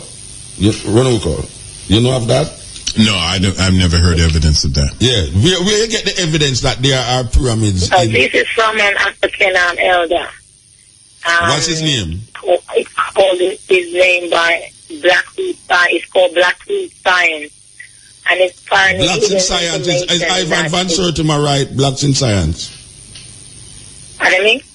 The title that you just mentioned was written by Ivan Van Sertima. Blacks in Science. No, it's called Blackroot Science. Blackroot what? Blackroot Science. Root as in the movie Root. Yeah. Blackroot Science. Okay. And it's apparently why he's telling you why there is this strong African presence, and no one can't make a headway of why this African presence. Every single continent you go to, Mexico, everywhere you go, you can find a strong African presence. Yeah. But the theory is that we were leaving from the continent of Africa and going there. But nobody studied the theory that we were already originally on these lands. We never left from anywhere and went there. These were 12 nations that were a brother and sister nation, basically. And they all interchangeably went, because the lands were joined at the time as well. So it wasn't like anybody had to cross any amount of, water and all these things. The land, then we ended up having land separation. So he was going back from before the lands were separated. Sister, let me say something. First, there's only one race, and that's the human race, which originated in Africa. And yes, the continent. But their theory is that there was never a word race, because we never knew the word race. All right, well, whatever term you want to use. There's only one species of humanity, which originated in one place, and that place is the continent that we now call Africa. Now, yes, humanity is scattered all over the world, and yes, those continents were all joined together, but the separation of the continents took place so many tens of millions of years ago that it really has no direct effect on modern humanity. Humanity migrated from Africa to these various places, and they took their science, their technology, their culture with them. That's why you find Africans all over the world. Okay, all right. There's a school of thought. There's a school of thought that says that in the evolution of man, like Europe, Asia, Africa, there was not a systematic movement of people, but actually people, which I think is that the sister said. There's a school of thought that say that white people never descended from Africans, but they developed in Europe as a group, separate from Africans as a people developing as a group. Or you ever hear that theory? Oh yeah, I've heard it. I think that the evidence says, you mentioned Ivan Van Sertima, there are others, Diop, Charles Finch, and others, that humanity came from Africa, and some of those Africans went into Europe, and they were impacted by those Ice Age conditions that changed them. They actually mutated, so that the European of today is a kind of a mutated African, a kind of a, Ivan Van Sertima called them pink Africans. So everybody comes from Africa, but everybody is also a product of their environment. And if there's a dramatic environmental shift, then that would change that person physically. Now, I'm not concerned about that so much in Europe.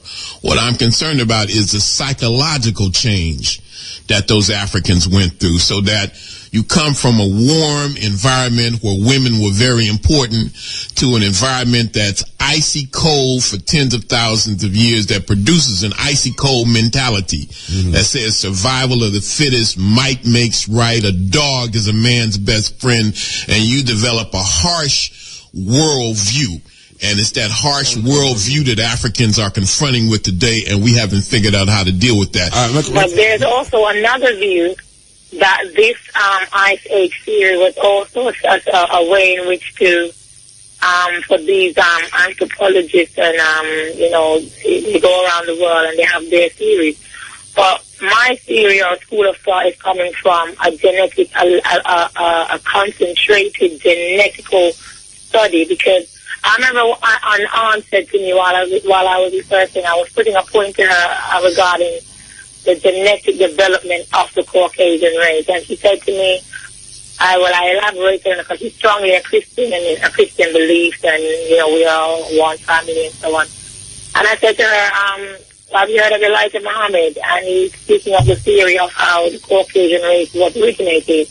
And when I explained it to her, she said to me, interestingly, when I was growing up, there was never a Chihuahua, and now we've got a Chihuahua. So now she's not too much on a path where it's an impossible theory that there were a genetic. So you believe what Elijah Muhammad said? Races now, or the human race. So you believe what Elijah Muhammad said? Before there was never a theory of race. There was only one. No, we understand about now. And then the races came from those people. Yeah, we understand about now. I'm a strong believer in that theory. Yeah, but I'm asking you if you believe what Elijah Muhammad said. Well, you believe what Elijah Muhammad said in the creation of white people? Because also this Elijah Muhammad theory came out in this study as well. Yeah, but I'm asking you if you accept what Elijah Muhammad said about the origin of white people. Oh yes, completely. This is proven. This is a proven theory. No, it's not a proven theory. It's not a proven theory. It's a theory, not a proven theory. Is that theory? Well, I can tell you from my research so far, which is true that what you just said. You read the book, The Origin of White People? It seems as though it is very, very plausible. That they were made in a laboratory? No, not that they were from from a controlled breeding process. No, but all right. There's a book named The Origin of White People. Yeah. Elijah Muhammad. He have a book about the origin of white people. So I don't know if you ever read it yet, but when I used to go to school... Oh, yes. No, all right. Let me say something to you. I really want to ask Rashida something about this idea, right? All right. Rashida, would you accept that the Neanderthals is a group of people, or is the... Or you see the Neanderthals in history? Well, the Neanderthals are what we call a dead end. That you have modern humanity, which is commonly called Homo sapiens, sapien, or wise man. Yeah. But you have archaic forms of humanity too. Which is Neanderthals. Well, Neanderthal exactly is an Alright, archaic form of humanity, not modern human, and they died out.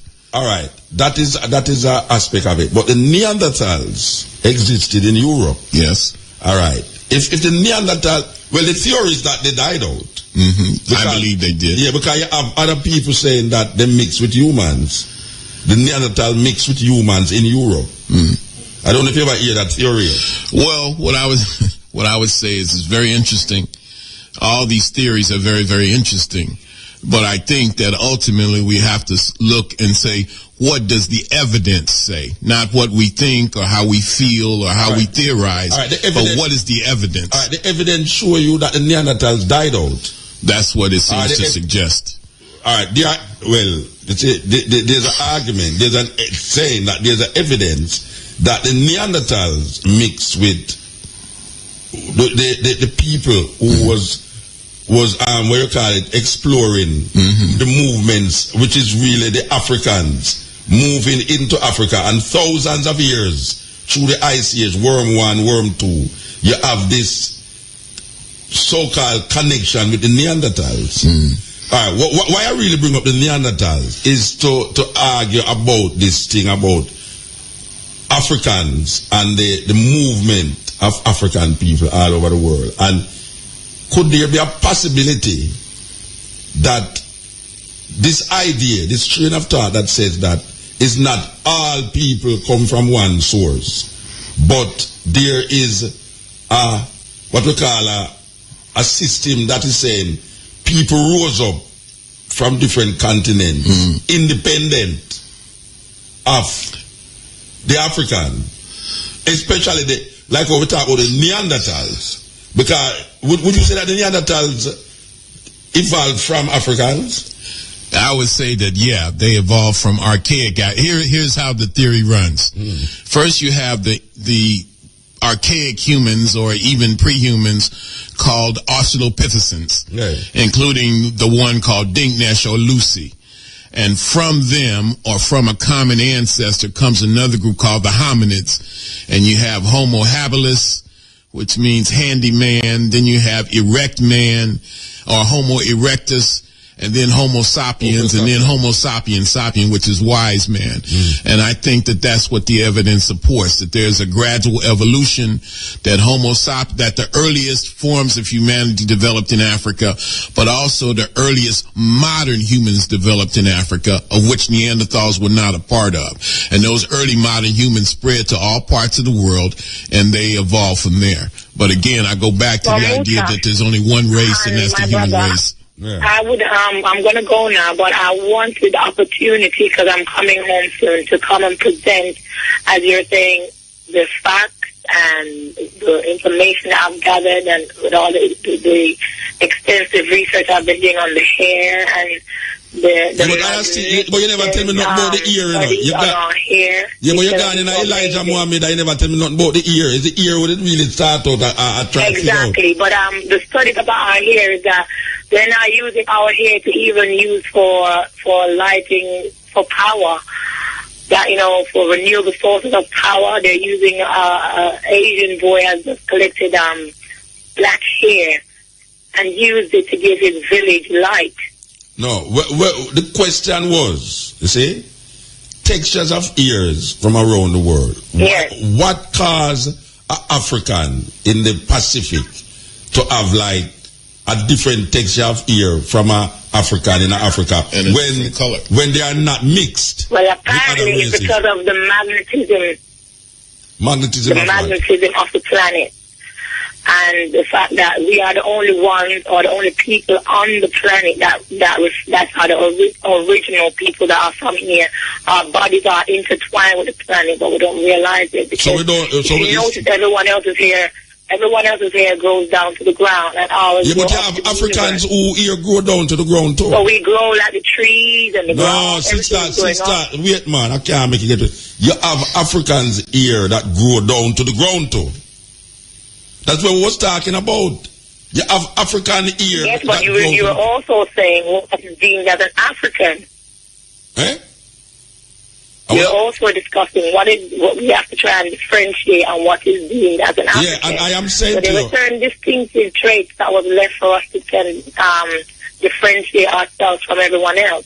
But what we're saying, you say Africans ear grow up. I tell you that you have Africans ear that grow down too. But that is not mix. Well, yeah, in theory, but it's not a theory. No, it's not a theory. Keratin. No, but you mean theory. It's not a theory. I don't know theory we are talking about. A natural thing where you can't see. I don't theory. You have Africans here who go down. Here and take a Caucasian person here, you won't find the same. We're not talking about no Caucasian, you know. We're not talking about Caucasian. We're talking about the idea that Africans here grow up and Caucasian here grow down. When I say you have African here, we grow down too. We don't mix with Caucasian. Namely, which Africans are those? You're talking about Aboriginal Australians, Nubians, Dravidians, many black people. Yeah, but those Africans that grow down, they still have a natural kink in it. It's not complete. Not the Nubians who don't. The Nubians are people who live in southern Egypt today. I was just there 3 weeks ago. These are black people. Yeah. Black, with naturally straight hair. No mixture. But that's what I'm saying. That if you test that hair, it's still going to have more nutrient than everybody else's hair because of the fact of the carbon content of the hair. We're not talking about the nutrients, sister. The talk was not about the nutrients in the ear. The talk was about growing up to identify. We were talking about identification. Yes, because the most identifiable trait of the ear that people differentiate between being African is the natural is the one who grow up. That grows out and goes up. Well. So there's a lot of mutations and there's a lot of, but the original African here. Yeah, grow up. Which if you even take the ones so you say the Nubian them are not original African. So you say the African them when a Nubian are not original African then. No, I'm saying that there's a lot of mutations that have taken place even among Africans that has caused straight hair, or even the ones here who seem straight. If you take it on a biological, molecular level, it's still going to be different from everyone else there that goes down because that person is an African. Well, I don't doubt you when you say that. I don't doubt that. But I would say, to say that Africans here grow up and Europeans here grow down is not true. Yeah, that's a loose statement, but that is the most physical type of an African. Yeah, all right, sister. That anybody would deem as an African trait. I think we have to take culture. A lot of people didn't know why our hair grows up and everybody else's hair goes down. Yeah, but you go back to that again, and it's not everybody here. You see, you're going back to the same thing again. Anyway, give thanks, sister. Give thanks. All right. This is the continent, and I have that was a call from England. I mean, I know there's enough English people that listen. There's enough England people listen to this program right now. I tell you, them, especially like it's morning now. Where you say the webcast are done out. If they're easy, if I look for the time, if got 19 minutes over. In the morning, If got 19 minutes over time, Thank you very much, sir. Webcast in the continent. This is the second time we do it, don't it? You know, say you're going to do it next week again. Yes. Okay, so that is the end of the webcasting for this program tonight, but we still continue because it's just 19 minutes past 1. And you know, say they're on the continent. Definitely. Yes. Good night. Good night. Dr. Rashid, who did you say invented the first windmill? Well, the people who are credited with inventing the first windmill are the people called the Dravidians. Can you spell that for me, please? Dravidians, Dravidians, and they invented it in the country that we now call Pakistan about 4,500 years ago. Can you spell it one last time on liquor store?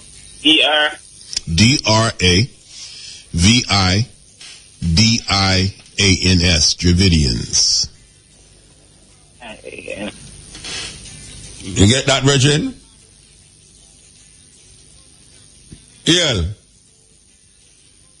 You must get that. You must get that, trust me. The drum.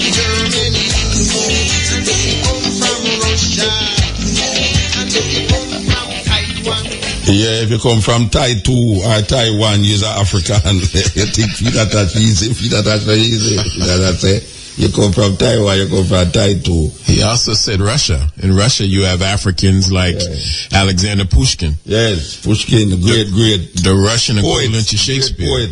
Yes. In France, you have Africans like Alexander Dumas, who wrote the Three Musketeers. Yes. So you have a remarkable imprint of Africans all over the world. Ancient America, a civilization called the Olmec, black people among the Maya. So why should we be ashamed of who we are as African people? We have a history that is second to none and the greatest story that's barely been told. And Brother Muta is a part of telling that story, and so am I. Give time. Yes. Yeah, Dr. Muta. and Dr. Rashidi, big up on yourself. All right, sir. Yeah, you ever check the feature of Nelson Mandela yet, and the Chinese? Just look closely at it. And there's a movie by the name of The Gods Are Against Me. The Bushman. Just look closely at the Bushman. No, don't name some man. The gods must be crazy. Mm-hmm. Yeah. The movie name, The Gods Must Be Crazy about the Bushman with the battle where them throwing. Yeah. Look for them features and look for them Chinese. Those are very ancient people. The Bushmen are so called the San, S-A-N, and they are not much credit years after we talk again. They're at least 40. They're at least 40,000 years old, and so instead of saying that they look like the Chinese, it's easy to say the Chinese got their features from them. Yes. Yeah. It's like somebody I say, me look like my daughter. I say my daughter look like me. That's right. Yes. Cutting edge. Yes. Hello, good night. Good night. I notice you just want a question for the brother. What can you tell me about the Tar Heights? One, I'm going to hang up and listen to him. And secondly, the Malachi York as a African scholar. What can you tell me about those two things? Thank you. Now, the first question I didn't understand. What can you tell me about the Tar Heights? The Tar Heights in the context of African development? I'm not familiar with Tar Heights. What is that? Yes, the Tar Heights. Those are the early African, they call it pygmies. Well, the pygmies are called the Twa. And sometimes the plural word is Batwa. Mm-hmm. And these are very, very, very ancient people that are found in the rainforest today of Central Africa. Mm-hmm. Very small people who have a very, very ancient civilization. Some people would call them primitive, but you don't find murder among them. You don't find rape among them. They don't steal from one another. And so I think that they are the descendants of probably the earliest humans on the planet. You have very ancient African populations. You have the Twa in Central Africa. You have the Khoi or the Nama, also known as Hottentots in Southern Africa. You have the San in Southern Africa. These are very, very, very ancient people who don't have a written history. And so a lot of what we know about them is speculation. But I think that there are many, many things that we can learn from them. And I've had the good fortune of being around all three groups of them. I've been amongst the Twa in Cameroon. The Cameroons. I've been down there. Yes, the next question was the Malachi York.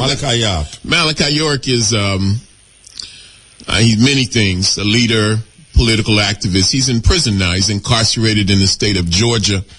A lot of people think very, very highly of him. He's controversial. I've never met the man. He's done a lot of writing, and many people think that he's worthy of study. So beyond that, I really can't tell you much. There's a lot of books that put out by him. I mean, I have so much books. And the people who, I guess, are his followers, or maybe the movement, it's called the Nuwabians. Yes. And Nuwabians in Jamaica. Yeah, there's a lot of information on them, I guess. Okay, so, all right.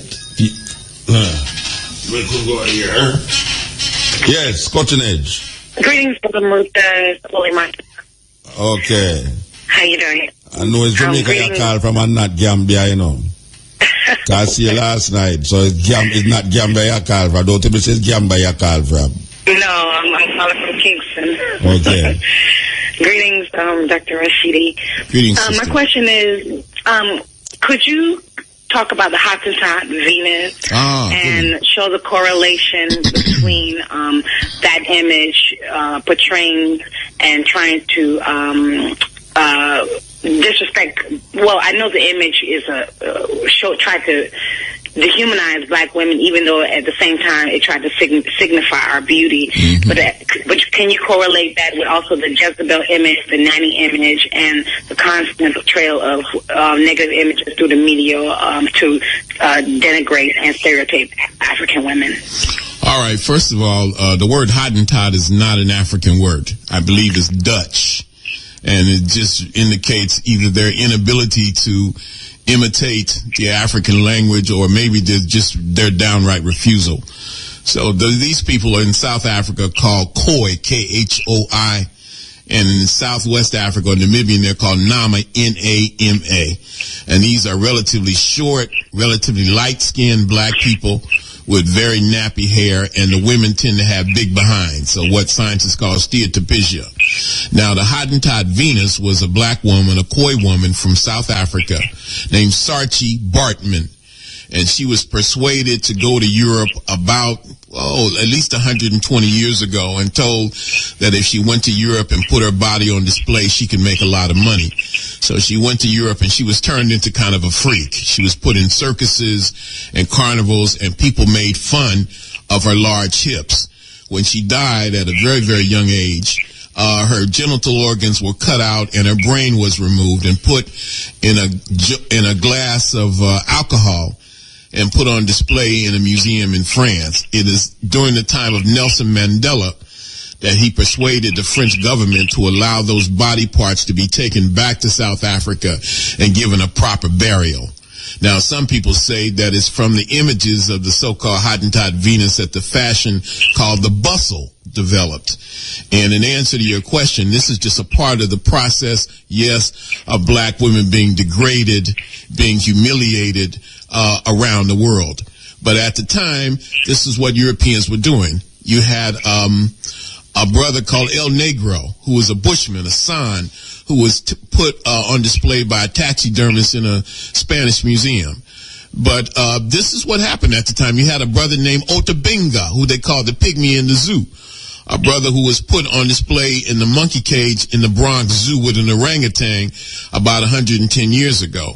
But they did that to other Europeans. You might recall a movie called The Elephant Man, where there was a white man named John Merrick who was physically deformed and put on display. Geronimo was put on display. So about that time, this is the age of Victorian England, and this is the height of white Anglo-Saxon supremacy. So it was not unusual for them to put what they called inferior peoples on display, because in their eyes it denoted their superiority.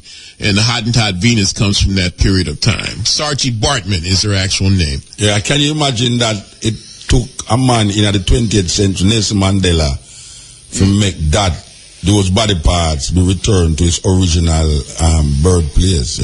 And I talked to people who were there when the body parts were returned to South Africa, and it got to be very, very emotional. So it's a very interesting story. Yes. And you know, another person we could talk about is Truganini. Truganini is the last full-blood Tasmanian. There is a place called Tasmanian, and all the full-blood Tasmanians were wiped out. And this woman was actually put on display also in the Tasmanian Museum. She was strung up with piano wire, and there she remained until the 1940s, when her body was taken off display. And in 1976, 100 years after her death, she was cremated, and her body and the ashes scattered at sea. So it's a pretty shameful period in European history. You know, I have a picture of the brother that them put in an exhibition in New York there. Otabinga, yes, I have photographs of all of them. I have a photograph, yeah, okay. A photograph of him in the cage. Yes, Mama.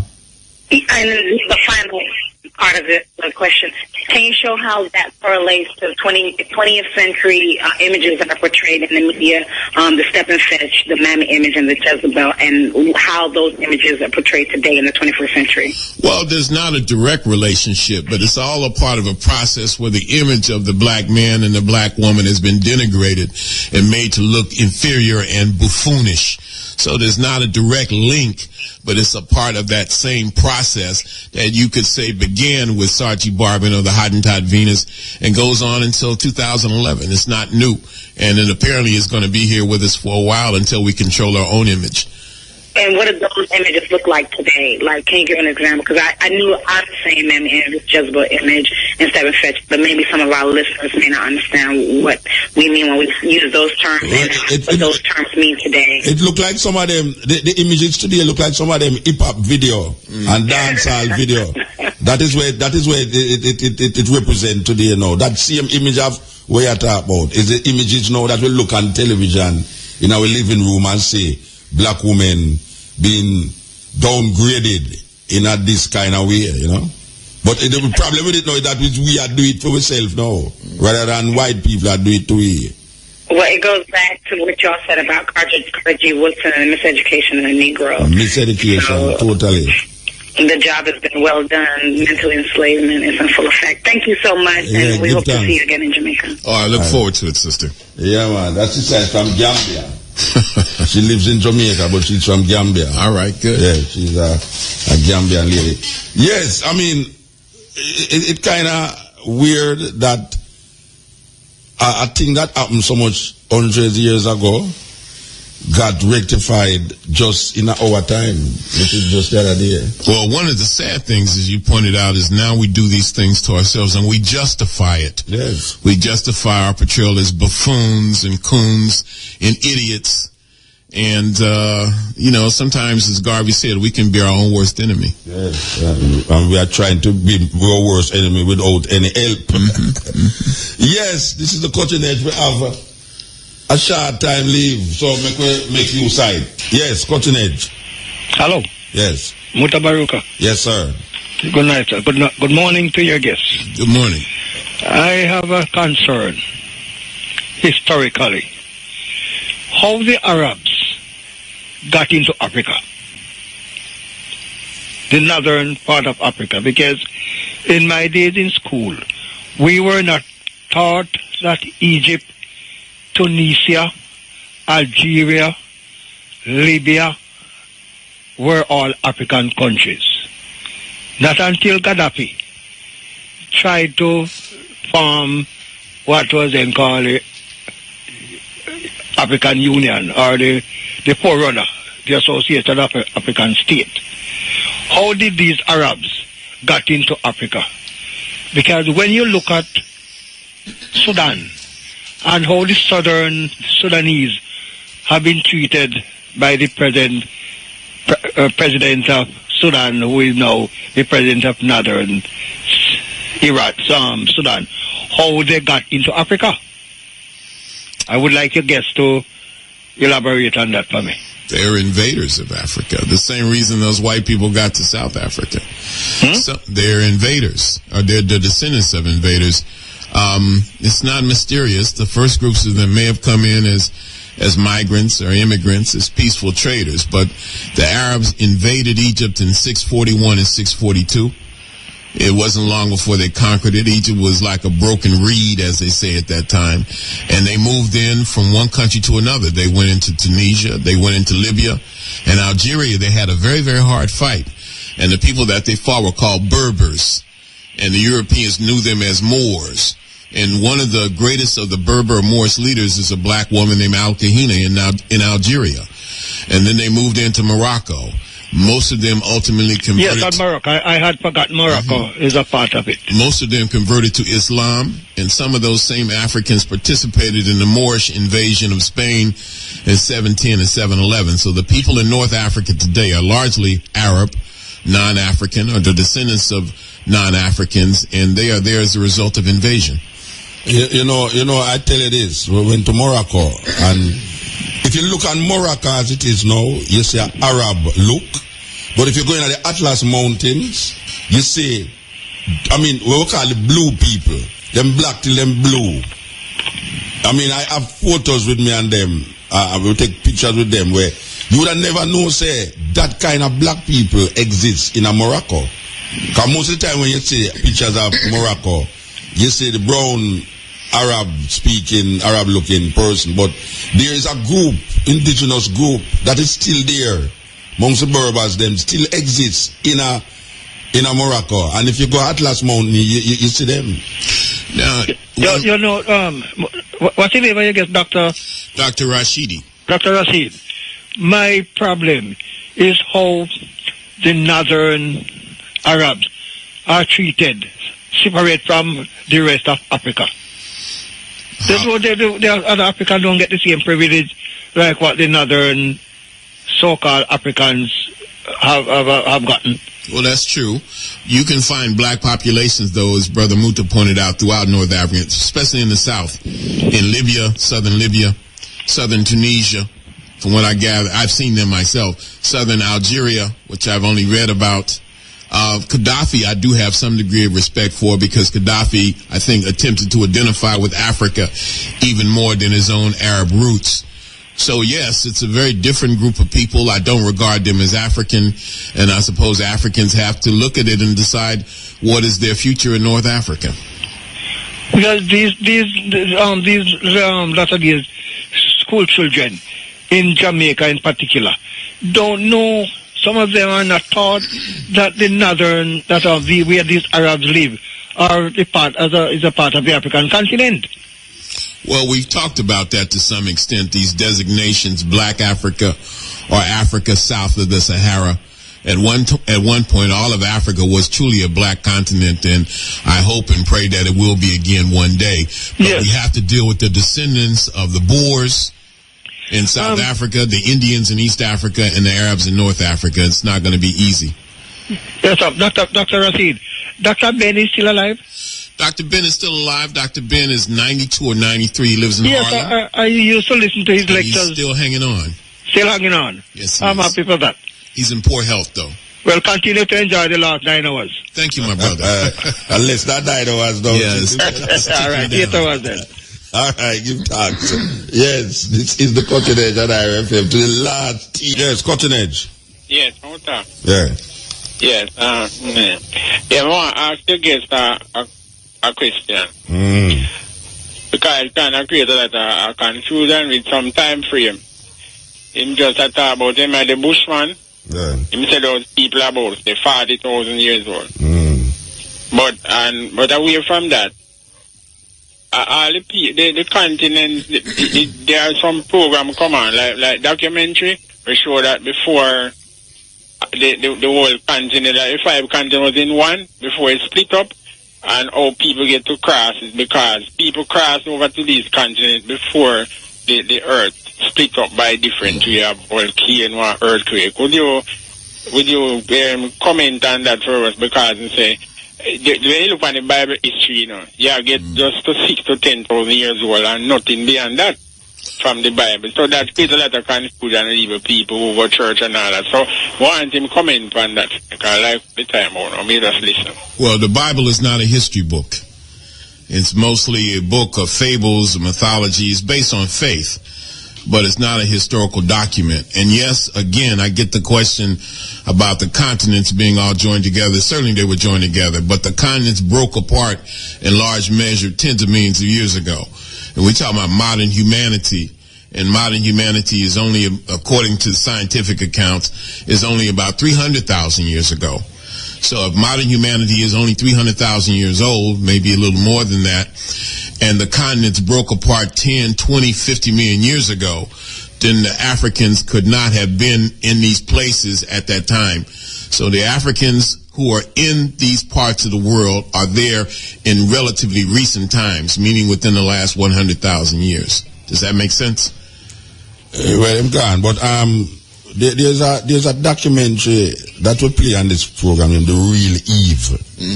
And it narrated by Danny Glover. Yeah, excellent documentary. Yeah, and it traces the DNA of the different people, and when it go right forward to this one African woman, and it shows you the migration, the path that the migration take to reach this level, this stage of our existence, you know. Yeah, it's an excellent documentary. You know, I think that we can all develop theories. We can say this is plausible, this makes sense to us. But as a historian, I have to go based on the evidence that we see. And again, just to repeat, there's no doubt that humanity evolved in Africa and spread from Africa to the other parts of the world. So Africa is the mother continent. Of course. And African people are the original people on the planet Earth. Definitely. Yes, Cotton Edge.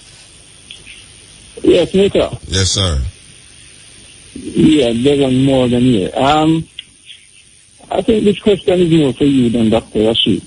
Okay, I did prefer you ask him a question still than me, because you have me all the while to ask. No, I say, you have me all the while to ask question and answer, so I would have preferred for you to direct the question to the doctor. Well, I'm not sure. Well, the question is to be Jamaica, you see. All right, ask. Well, the question is, some little while back I read this article by Mark Wignell was giving a story of a woman saw a child in a hairdresser's and called her a beautiful African, and the child started to cry. And then when the mother came back and discovered why the child was crying, she basically abused the woman for calling her child an African. So I was a bit puzzled by that, because the times I was living in Jamaica, I didn't have a sense that people were that hostile to the idea of being called an African. Well, trust me, Reggie, it is that way. It is that way. Pardon? It is that way. You have some sisters, especially if you're going out at the bank and say, "What, my beautiful African queen." Don't call me an African queen. Don't come here with no Rasta talk. Me and no Rasta, no call me no African. Yeah, that is what I'm thinking. I'm thinking it's I think deteriorated since I left, or because where you calling from? Where you calling from? Where you calling from? Pardon? Where you calling from? I'm calling from London, man. How long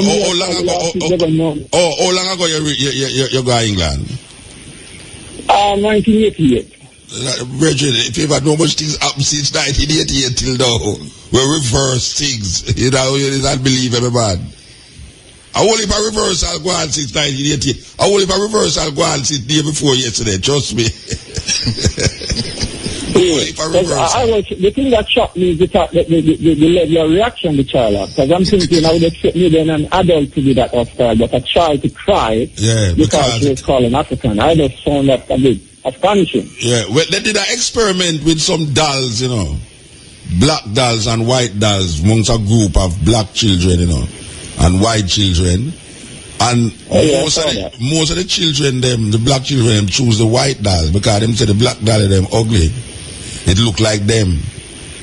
They actually say them not choose it because it look like them. So them choose the white doll. I was on the impression Jamaica was a little bit more open to being African. Yeah, we're kind of open, but we're close to. It's a paradox. Jamaica is really a big paradox, you know. It's like we give the world Marcus Garvey, Rastafari, Bob Marley, and everything there. Yet still, we have the way name they have been one of the countries them will bleach more than most countries. Between India and Jamaica, more bleaching going on in India and Jamaica. So, you know, Jamaica is really a paradox in itself, you know. All right, Reggie. So England go on. It get cool. It cool down the fire. How it go?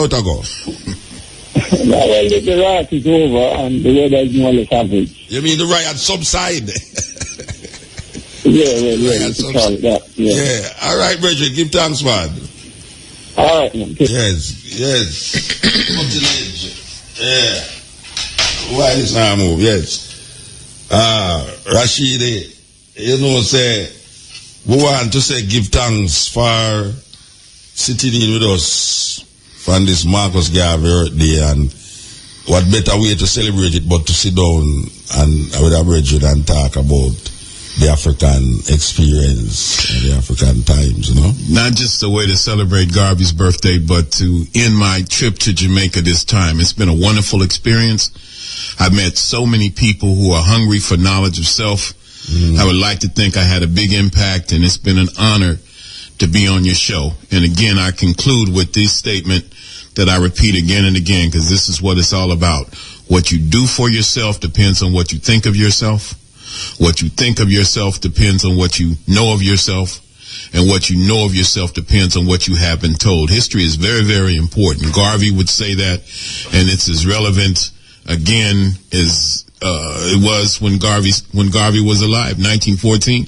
Perhaps it's even more relevant today in 2011. Yeah, man, give thanks. Give thanks, really. This is the cutting edge. And we want to thank Runoko Rashidi. He has been here with us. By the way, how today went down to at the St. Anne thing? It was nice. Yes. Lots of people there. Last year I was there. Very encouraging. What you did last year, I was the person who was doing it last year. I'm following in good footsteps there, my brother. I was there last year, but yes, it's a good thing. It's not under the statue they kept it. Yeah, it was still there. Under the statue. So, Muta, again, I want to thank you. We love you all over the world. We appreciate what you're doing, and we hope that your best work is yet to come. And I look forward to working with you again and again. Yeah, man. At the last time I see it was in England. Yeah, it was in England, so we're going to have to meet somewhere else the next time, brother. And the first time was in Belize. Yeah, Belize. You may remember. Yeah, I remember Belize. Trust me, man. Yeah, man. Alright, so my people, this one was indeed an interesting one. And I hope you guys did find it interesting. And don't forget to leave an honest comment down in the comment section, and also your own opinion. And when you don't know, say, me there upon the Black Unity program. So feel free to leave a like and subscribe to this channel if you're new. Big up to each and everyone. Up until then, peace out. Adios.